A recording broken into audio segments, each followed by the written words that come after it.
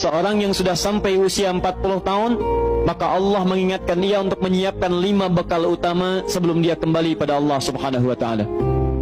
Hati-hati yang sudah sampai 40 tahun, jika anda belum memiliki satu di antara 5 ini, anda mesti khawatir. Dan ini peringatan dari Al-Quran. Baik, 1. Qala Rabbi awzi'ni an ashkura ni'mataka allati an'amta alayya wa ala walidayya. Amanat pertama, kata Allah, dia mesti memperbanyak doa kepada Allah Subhanahu wa ta'ala agar dibimbing. Banyak doa agar dibimbing mensyukuri nikmat hidup, plus bisa meningkatkan bakti pada orang tua. 1. Rabbi auzi'ni an ashkura ni'mataka allati an'amta alayya wa ala walidayya. Perhatikan baik-baik. Ya Allah, mohon bimbing saya untuk selalu bisa mensyukuri segala nikmat yang telah Engkau berikan pada saya sekarang, 1, dan pada kedua orang tua saya. Baik, jadi kalau sudah sampai usia 40 tahun, pertama, anda memohon doa kepada Allah untuk dibimbing terus bersyukur kepada Allah. Ini yang mau saya tegaskan. Lihat baik-baik. Apa itu syukur? Tidak ada makna lain dari syukur yang tertuang dalam Al-Quran dan hadis kecuali ungkapan kebahagiaan atas nikmat yang Allah berikan kepada kita dengan cara menggunakan nikmat itu sesuai dengan fungsi yang telah Allah tetapkan. Misal, kita akan bersyukur dengan nikmat penglihatan mata. Anda diberikan 40 tahun dalam hidup, mata masih bisa melihat. Bagaimana mensyukuri nikmat mata? Kalau Anda ingin syukuri nikmat mata, maka yang paling singkat, gunakan nikmat mata ini sesuai dengan peruntukan yang telah Allah tetapkan. Fungsi yang telah Allah tetapkan. Apa fungsi mata? Masih ingat? Melihat yang baik-baik. Quran surah ke-24 ayat 30 untuk laki-laki, ayat 31 untuk perempuan. Qul lil mu'minina yaghuddu min absarihim.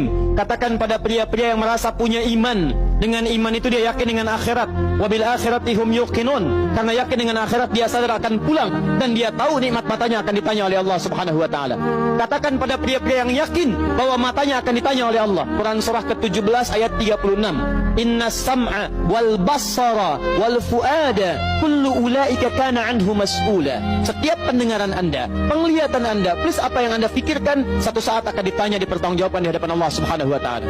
Karena itu kata Allah, katakan pada orang-orang yang yakin dengan itu semua, ghuddu ya ghuddu min absarihim, matanya hanya boleh melihat yang baik-baik saja.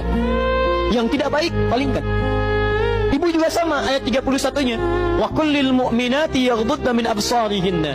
Katakan pada perempuan yang merasa yakin dengan Allah, yakin akan pulang, yakin akan ditanya, matanya hanya boleh melihat yang baik-baik saja menurut Allah. Yang tidak baik palingkan. Di ghaddul basar itu bukan nggak boleh lihat, Pak. Ghaddul basar itu silahkan lihat, tapi ketika yang dilihat tidak baik menurut Allah, maka palingkan dari itu semua. Ini tidak tepat, teman-teman sekalian. Anda hanya mengucapkan alhamdulillah ya, sampai sekarang penglihatan masih baik. Belum cukup. Baik itu dipakai lihat apa?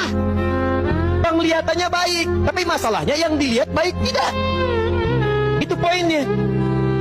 Maaf, ada anak usia 4 tahun, Bu, Pak, tidak bisa melihat. Dalam tidak bisa melihatnya, dia masih mau menghafal Al-Quran. Namanya Mu'af. Tinggalnya di Asyut, adanya di Kaira, negaranya Mesir. Matanya nggak bisa lihat, tapi dia sampaikan pada bapaknya, Pak, saya ingin menghafal Quran. Saya ingin menghafal Quran. Kata bapaknya, kamu yakin? Saya yakin. Baik, keluarga sederhana, punya cuman motor yang sangat luar biasa tidak bagusnya. Dimodifikasi dashboardnya, menempuh jarak kisaran 20 km. Datang pada syekhnya, bapaknya kemudian membonceng, muadnya di belakang. Teman-teman sekalian, setiap berangkat datang pada syekh, dapat hafalan baru, bapaknya tulis ayatnya, disimpan di dashboardnya. Di jalan lihat ke sini, lihat ke jalan, lihat ke sini, lihat ke jalan. Mu'adz bacakan ayatnya, bapaknya mendengarnya. Secara singkat, tiba-tiba setelah itu fasenya berakhir, jadilah anak ini hafal Quran.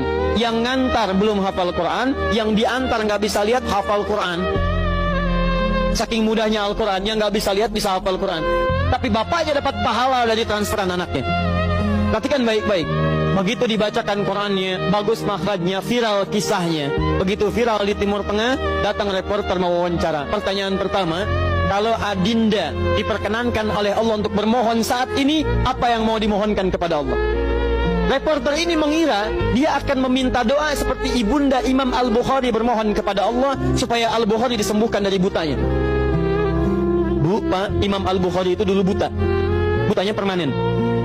Dilahir 2 tahun ayahnya meninggal, 4 tahun buta permanen.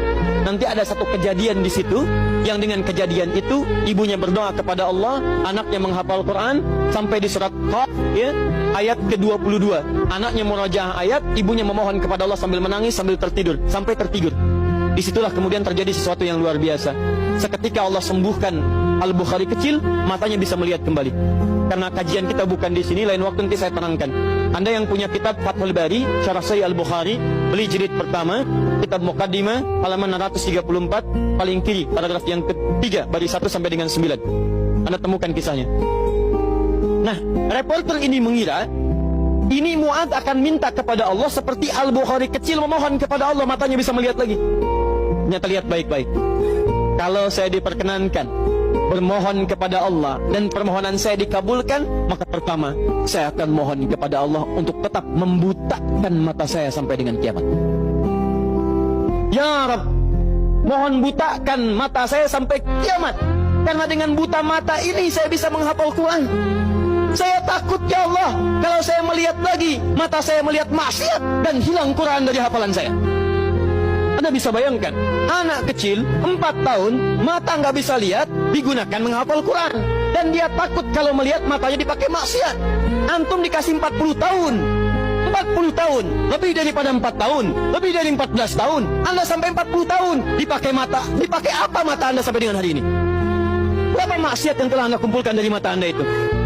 Mungkin wajar, jangankan hafal, baca masih sulit, lihat mushaf masih enggan, membaca masih susah. Kalau Anda sulit berhadapan dengan Al-Quran dalam pandangan Anda, tanyakan pada diri Anda, dipakai maksiat apa mata ini selama ini?